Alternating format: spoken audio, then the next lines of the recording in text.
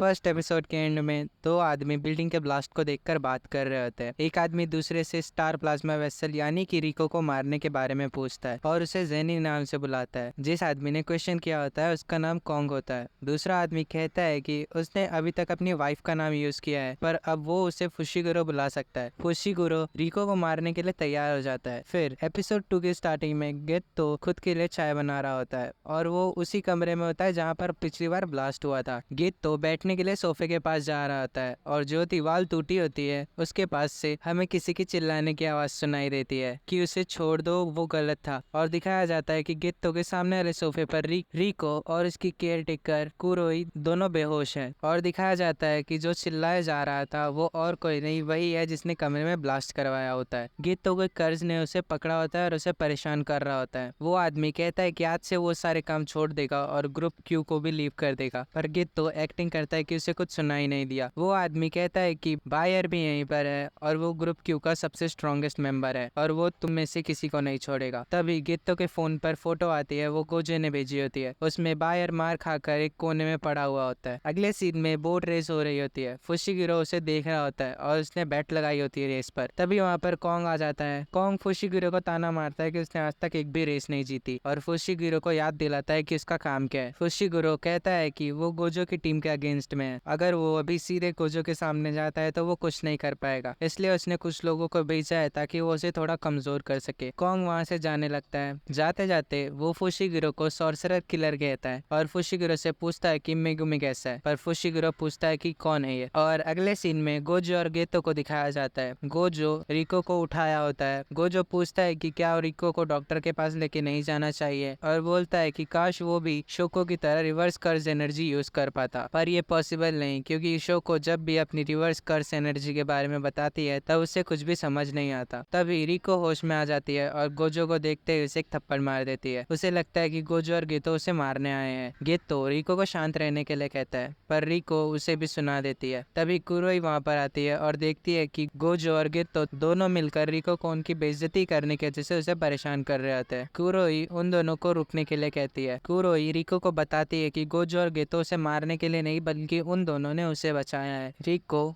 कुरोई जिस कर्ज पे बैठ कर आई होती है उसे देखने लगती है। कुरोई बताती है कि ये कित्तो का है और गेतो उन्हें अपनी कर्ज मैनिपुलेशन के बारे में बताता है कि वो कर्ज को अब्सॉर्ब करके उन्हें मैनिपुलेट कर सकता है। फिर गोजो बोलता है कि उसे लग रहा था कि रिको इमोशनल हो गई होगी ये सोचकर कि लॉर्ड टेंगन उसकी बॉडी लेने वाले हैं, पर ऐसा बिल्कुल नहीं होता। रिको बहुत ही खुश होती है। वो बताने लगती है कि वो खुश क्यों है, पर गोजो और गेतो उसे इग्नोर कर देते हैं। उसके बाद गेतो और गोजो दोनों रिको को चिढ़ाने लगते हैं। रिको को याद आता है कि उसे स्कूल जाना है और वो स्कूल के लिए निकल जाती है। अगले सीन में हमें गोजो, गेतो और कुरोई एक स्विमिंग पूल के पास दिखाए जाते हैं। गोजो यागा से बात कर रहा होता है। यागा उन्हें कहता है कि लॉर्ड टेंगन का ऑर्डर है कि रिको की सारी डिमांड्स पूरी की जाए। गोजो इस बात से बिल्कुल खुश नहीं होता, पर गेतो उसे समझाता है कि एक बार लॉर्ड टेंगन की बॉडी बनने के बाद रिको वो अपनी पूरी लाइफ उसी स्टेट में बिताने वाली है, जुजुत्सु हाई के सबसे डीपेस्ट फ्लोर में as a foundation of all barrier होने की वजह से। ना वो अपनी फैमिली से मिल पाएगी ना अपने दोस्तों से, इसलिए उसे जो करना है उसे करने दे क्योंकि ये उनके मिशन का एक पार्ट है। तब कुरोई बताती है कि रिको की फैमिली नहीं है, उनकी डेथ हो गई थी एक कार एक्सीडेंट में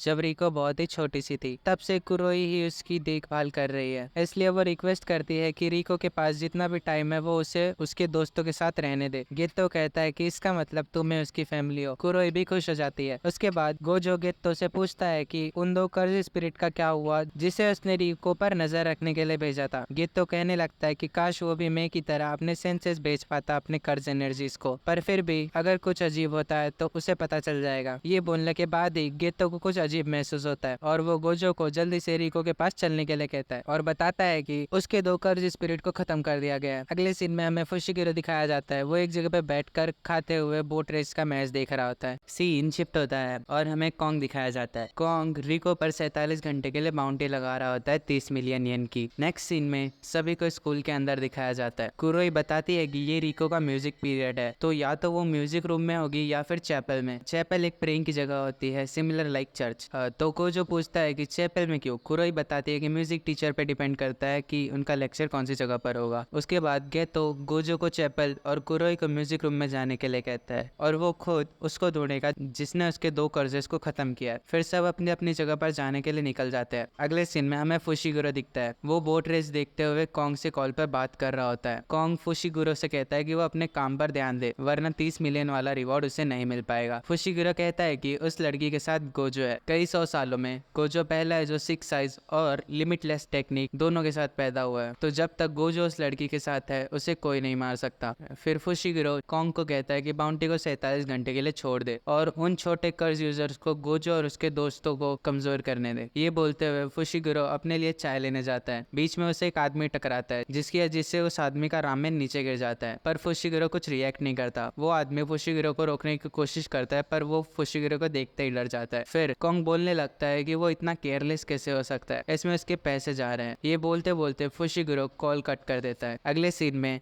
गेतो उसे ढूंढ रहा होता है जिसने उसके कर्सेस को खत्म किया होता है। वो सोचता है कि कहीं ये फिर से कोई ग्रुप क्यू का मेंबर तो नहीं। फिर गेतो अपने सामने एक बुढ़े आदमी को 2 शिकिगामिस के साथ देखता है। वो आदमी गेतो को कपड़े देखकर ही उसे पहचान जाता है कि गेतो जुजुत्सु हाई का एक स्टूडेंट है। गेतो उस बूढ़े आदमी और उसके शिकिगामिस की पोजीशन देख के सोचने लगता है कि उसका अपोनेंट एक्सपीरियंस्ड है। गेतो भी अपने कुछ कर्जेस को बाहर बुलाता है। वो बुढ़ा समझ जाता है कि गेतो कर्ज मैनिपुलेशन कर सकता है। वो आदमी गेतो को हराने के प्लान सोचने लगता है। वो सोचता है कि क्लोज कॉम्बैट गेतो की वीकनेस है।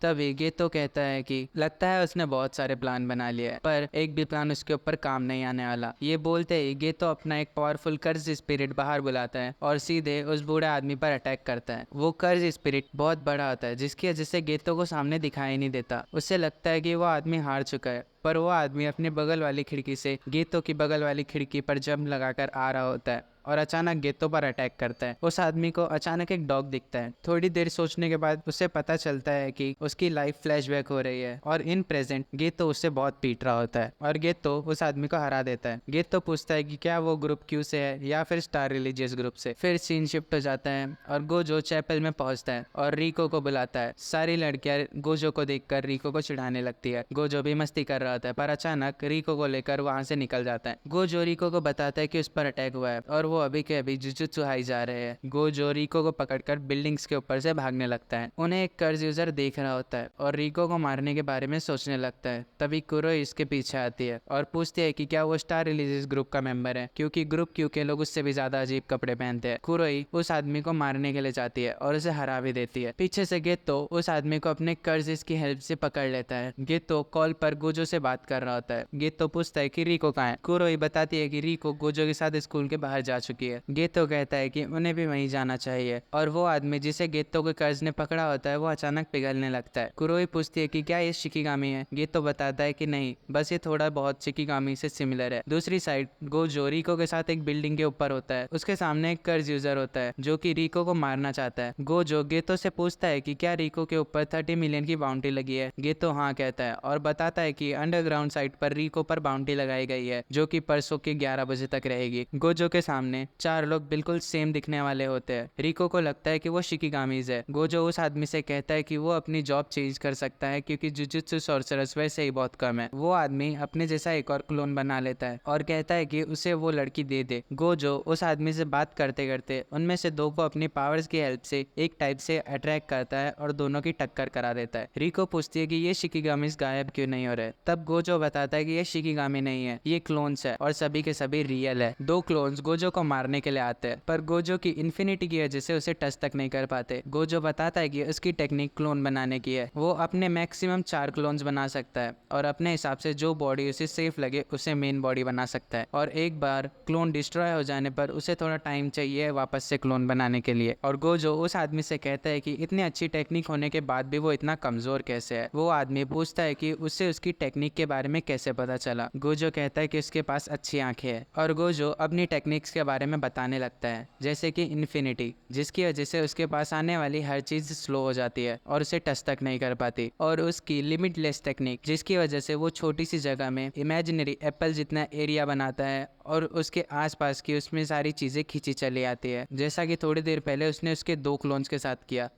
पर वो ज्यादा लार्ज एरिया में इसे क्रिएट नहीं कर सकता। और अगर वो बाकियों के बारे में भी सोचने लगे तो उसे अपनी कर्ज एनर्जी कंट्रोल करने में प्रॉब्लम होने लगती है। बेसिकली ये उसे बहुत थका देती है। वो आदमी वहां से भागने लगता है और गोजो बोलने लगता है कि इसी तरीके से उसकी टेक्निक कंट्रोल कर सकते हैं, और वो अपनी बगल की बिल्डिंग पर लिमिटलेस पावर यूज करके उसके कांच तोड़ देता है और उस आदमी की रियल बॉडी वहीं पर होती है। और गोजो अपनी रिवर्स कर्ज टेक्निक रेड यूज करने लगता है, पर वो टेक्निक उससे यूज नहीं हो पाती, तो वो एक सिंपल पंच से उस आदमी को हरा देता है। गोजो कहता है कि उसे लगा कि वो इस बार इस टेक्निक को यूज कर पाएगा। तभी रिको के फोन पर कुरोई का मैसेज आता है। उस मैसेज में एक फोटो होती है और उस फोटो में दिखाई देता है कि कुरोई को किसी ने पकड़ लिया है और कुरोई बंधी हुई है। और यहीं पे जुजुत्सु काइसेन सीजन 2 का एपिसोड 2 खत्म हो जाता है।